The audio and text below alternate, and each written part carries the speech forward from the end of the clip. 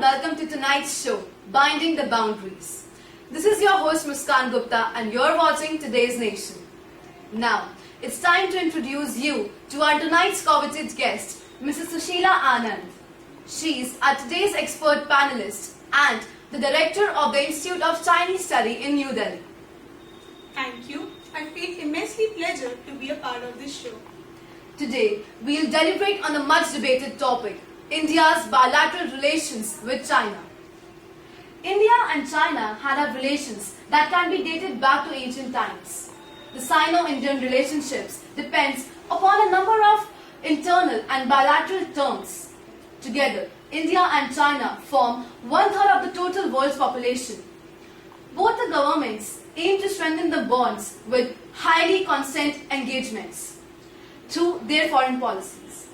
Ma'am, we would like you to throw some light on India's foreign policies towards China. See, during 1950s, the relationship between India and China flowered due to their peaceful existence. But Tibet issue followed by the border issue contaminated this whole atmosphere of a peaceful neighborhood. Besides this, Nehru's policy of no dispute and no negotiation, basically the Panchayat policy of 1962, led to a border war between the two countries. After this, both the countries entered into an era of Cold War for 20 years. And since then, both the countries have steadily improved. The continuous visits between the heads of both the countries accelerated our ties, and various contradictory issues, including the border issue, have been in discussion for a resolution by the mutual cooperation. This significantly has brought a new direction in the bilateral relationships of the two countries. Yes, sure, Professor. With the changing times, we need to recast, renew, and reset the essence of the Panchayat Treaty. Ma'am, do you think that the exchange of leaders is actually helping both the governments? And if so, then how is it beneficial to them? Though the outcomes of these official meetings are many, but out of these, the economic ones are the most important. Economic ties between India and China will play a large role in our bilateral relations in the world by 2020. Our trade has already surged under 3 billion to nearly 52 billion in the past years. By 2020, China-India economic trade would surpass USA-China projected trade. Such trade expansion would affect every major world economy.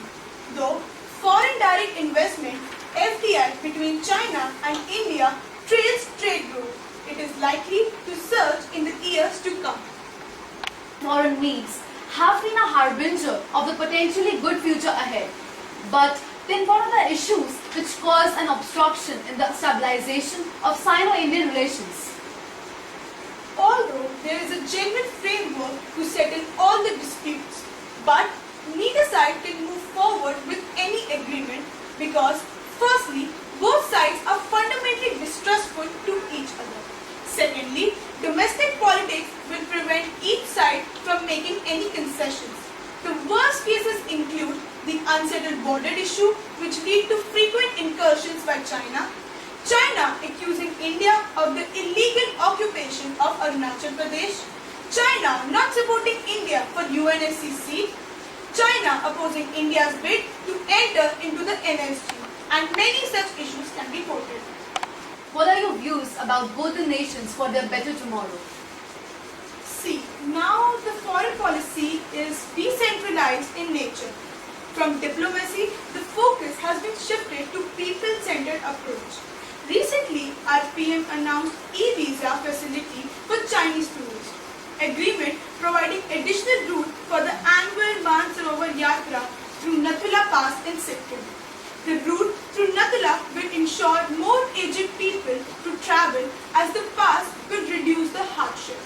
So, such steps will definitely ensure the trust and foster better ties. So, thank you for your benign presence and enlightening us on Sino-Indian relations. This is Muskan Gupta from Today's Nation. See you next week.